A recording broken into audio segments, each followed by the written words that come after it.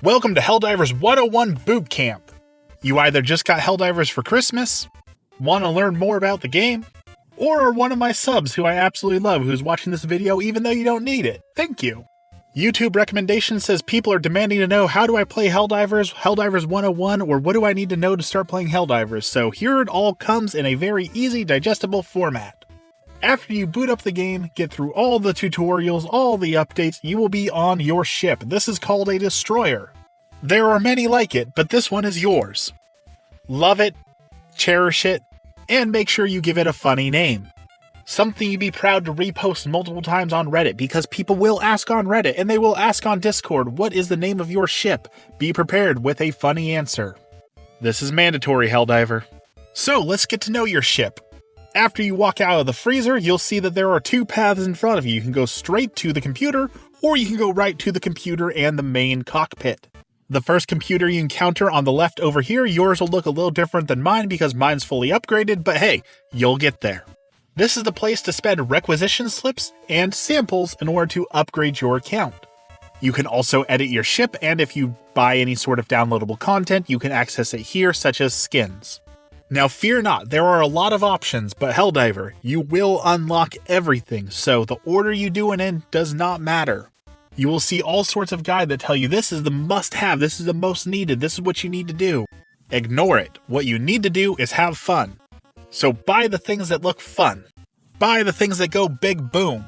Buy the upgrades you want to. You will, in time, unlock it all, so the order really does not matter all that much. Now, there are two forms of currency. As we said, there are requisition slips and there are samples. Requisition slips are the funny yellow things. You will get tons of these for completing missions. At the end of every mission, you are automatically paid out if you complete the mission. You can also find them across the map. After a few hours of gameplay, you'll be drowning in requisition slips, so spend them. There is no point to saving them, and eventually you will max out. Samples, on the other hand, are earned in blood. You find the samples on the battleground, and you only get them if you pick them up and leave the mission with them in hand. Because they are rarer, they unlock even more powerful upgrades. Again, some people will tell you that you need to sample farm, you need to spend endless hours dropping on 2s, 3s, and 4s to get all the samples, to get all the upgrades. Ignore that advice, Helldiver. You will unlock them by just playing the game. Don't do something that's not fun for you. Even if you extract with 1 or 2 samples, you're still making progress towards the goal. They never go away, you're never going to miss out on it. Samples have 3 rarities. You have green. You have yellow orangish, I don't know, I'm colorblind. And you have purple pink. Also known as common, rare, and super rare. Common, as the name suggests, are common and the easiest ones to find. Super rare only pop up on higher mission difficulties. The harder the mission, the more samples you can find of these kind. Ironically though, rarest are the rarest, in that you will need rare samples. You will always be needing more rare samples because it is the highest cost with the lowest payout. So get those rare samples, Helldiver. Moving on from this terminal, once you've named your ship and you've bought your upgrades, you will walk through to the cockpit. On your way there will be a computer on your left. This computer is where you can change your armor, change your weapon, and unlock the true endgame, which is fashion divers, trying to make yourself look as good as possible. It is worth noting, you do not have to visit this computer every time you want to change things, especially if you are hosting the game. You can also change your gear on the screen when you're in the Hell Pod, which we'll talk about a little bit later. However, feel free to spend time in here and look at your gear. Look at the weapons, choose your weapons, look at their stats. Compare grenades. Look at the different armor types and figure out what kind of armor you want. There is light, medium, and heavy. It is very intuitive. Light armor has the least armor, but you move the fastest. Heavy armor has the most armor, but you move the slowest. Medium armor is in between. Each armor is going to give you a perk. Some people will tell you what perk is the best. The correct answer is whatever perk you like the most is the best. They don't influence the game so much that you have to play a certain meta armor. Do what you want. And then select the medic armor because it's the best. Once you are done playing Dress Up, you continue on the hallway down to the giant galactic map. Here is where you can see the map of the worlds. You can see where other players are playing and select a mission that you want to do. Here are some key notes for you, Helldiver. It will often tell you what mission is ongoing when you go there for the first time. It'll say there's an important message from Super Earth. Read it, it's fun. But if you're still not sure where to go or what to do, the masses are never wrong. If you find a planet and there's a lot of players there, that's usually the planet you want to be on. If you look at the planet, there will be different missions for you to select, or there'll be random missions that are one-offs. Those are SOS beacons that other players have thrown down saying, hey, I want you to join my game. Select the mission you want to play. Now, people will try and tell you that you need to complete defense campaigns, that you need to do 3 missions in a row, that you have to do certain mission types. Ignore all that. Play what you want to play, do what you want to do. But it does help if you contribute to the major quest that's ongoing because 1, you'll get a payout if we succeed it, and it moves the story forward. So I kindly ask that you do take part in the major order, but if that's not fun for you, then more importantly, go do what is fun. Once you have selected a mission and a difficulty, you'll see that on the bottom. It goes all the way from 1 to 10, but you have to unlock them along the way. So you need to be a number 1 to unlock a number 2. You need to do a number 2 to unlock a number 3. Once you have selected that, your hell pod will be ready. You will walk away from the console and you'll go up to this part here where there are 4 hell pods. People will tell you it is common courtesy that the one on the top left is reserved for the host. Again, this does not matter, just get in one. Once you are in one, the map will pop up. If you are the host, you can choose where to land.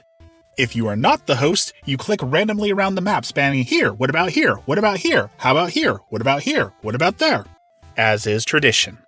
The host will select a place to land, which will most likely be the worst possible place to land, as is tradition. Once you have been selected a place to land, it will pop you to the next screen. This is where you can select your 4 stratagems and your booster. Now I play on controller, so it'll say click X here, and if you click X, you'll see you can change your armor and your weapon and your grenade from the screen as well. Remember earlier when I said you don't have to visit the computer every time you want to change your gear? Here is where you can change your gear. It is faster and more efficient, but again, not necessary. Back to the other screen. Choose your 4 stratagems. Now, if you want to be a good Helldiver, you will watch what other people select and you will select things to complement them. Not every person needs to bring a rocket launcher. Not every person needs to bring a 380 barrage. But general order number 1 applies here. If you find it fun, do it. Don't be peer pressured into bringing something that's not fun. If that's what you want to do, then do it. All I'm asking is sometimes consider the other players too. Now you may be asking, what is the best stratagem? There are tier lists for this. Ignore them. Basically every single thing is viable. Do what's fun. You will ask, what booster should I bring? The only answer is bring a booster. The boosters are not a one-time use. This is a myth that perpetually goes across the community. You can use a booster every single time, you don't lose it, so bring something. Again, there are tier lists, but it's whatever is fun for you. Unless it's the Flaming Hell Pods. Never bring the Flaming Hell Pods. It is not fun. Don't do it. Once you have your booster and your gear selected and your stratagem selected, you are ready to ready up. Your character will give a good salute, and once everyone is readied up, you'll be fired down onto the planet into the chaos. One of 2 things will happen when you hit the planet. Either A, your host picked a good location, and this is a chance for you to call in all your gear and prep for the match, or B, your host picked a not good location, also known as 90% of the time, and you will instantly be thrown into chaos. This is normal, this is good. Focus on finding a place where you can safely call in your gear and orient yourself. Use your map button to pull up the map. I'm on controller, so it's my back button. Depending on your mission type, this will be a little different, but most of the time there will be giant icons for you to know to go to. Those are the main quests. You cannot exit the mission unless you complete the main quest, or the timer runs out, but you don't want that. That is, of course, your main focus, but there will be secondary quests you'll get along the way. Things like putting together the SEAF missile site, or fixing a radar tower. These are all good things to do that will give you bonus requisition slips, they will give you bonus experience, and they typically give you a boon in the match. You should also see at this time your team is scrambling and running around. Try and keep up with them. Now there are lots of people who will go off on their own and do their own thing. Those solo divers do exist and they are probably very good, but since you are a new Helldiver and this is Bootcamp 101, stick with your team. Some key things to remember with your team. Friendly fire is always on. You will take out your teammates. You will explode your teammates. Your teammates will explode you. It happens. Don't get mad. Try to avoid it if possible. But know that most of the time, these things are not intentional, it's just happening in the chaos. It's a normal part of the game, it is accounted for. Laugh it off and have a good time with your friends or the new random people you just joined. Most Helldivers like to run in a circle. You start at one point in the map and you just work your way in a circle around the entire map until you are back to where you started and you've completed everything. But know that every plan starts out great and then gets into the wood chipper within 5 minutes. If things go south, if you start losing too many reinforcements, if you encounter glitches, there's a chance you might have to get rid of that plan and just run for the exit ASAP. Again, stick with your teammates. As you start to run to the objectives, you'll encounter hostile life forms. These creatures hate democracy and must be erased for it. Your job is to erase them, with extreme prejudice. Now, as you get into higher difficulties and run into different things, you will see different variants of these guys and harder enemies. I'm not going to go over every single enemy in this boot camp because then this would be way too long. What I am going to tell you is bring the right tool for the job. You don't necessarily need a rocket launcher to kill one tiny little enemy by itself. Vice versa, if someone has a ton of armor, shooting them with your little pea shooter probably won't do much. Use the right tool for the right job. Some other Helldivers weighed in with some advice that they want to give you, so listen up, Helldivers. This is from the pros, the veterans who say, hey, noobs, this is something you should know. Schwoop says, know when to run. Enemies spawn unlimited amount of times, so there's no point to taking them down. You don't get extra experience, you don't get anything extra for it. So if a fight looks unwinnable, it never hurts to run away and regroup. Schwoop also says, hey, if you get hit while you're holding your stratagem and you get hit hard enough, you will fall over and you will drop that stratagem on your position. This is how people end up dropping barrages on their own people. Beware. Longhorn says, pick a battle buddy and stick with them. Good advice.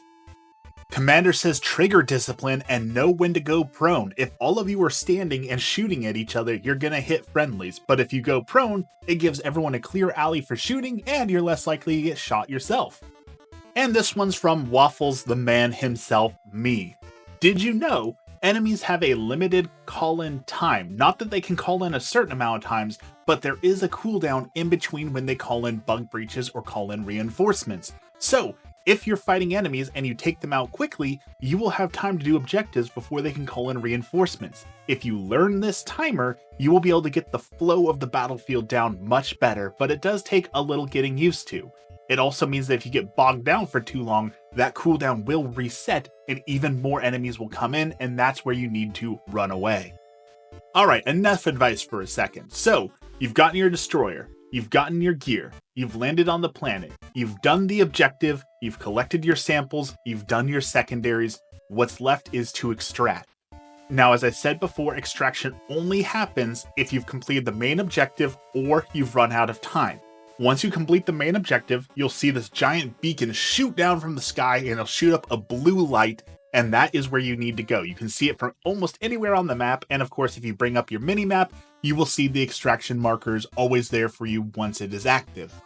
Now, getting to extraction is half the battle, because once you get there, you still have to call in the extract, and there will be a timer delay for the extract to get to you and pick you up. What this typically means is that enemies will start to swarm your position and you have this final epic holdout until you can fly away with all your gear. Remember, if you die here, you can be called back in, but you lose your samples when you die, so you need to pick them up because you only get samples if you manage to get on the extract and leave with the samples in hand.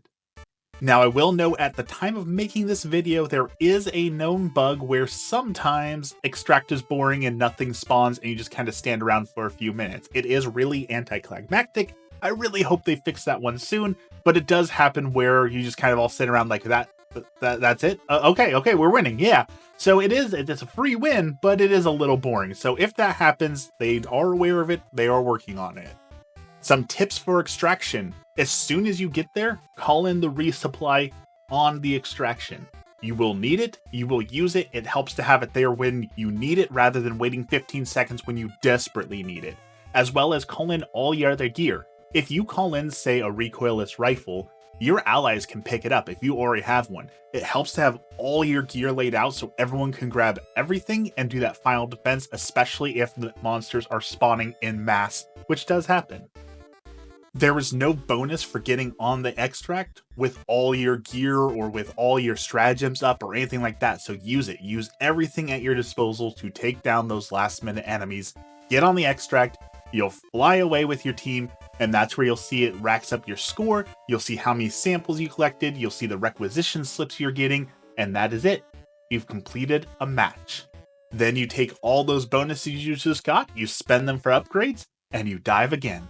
And that is how you play Helldivers. Have a blessed day.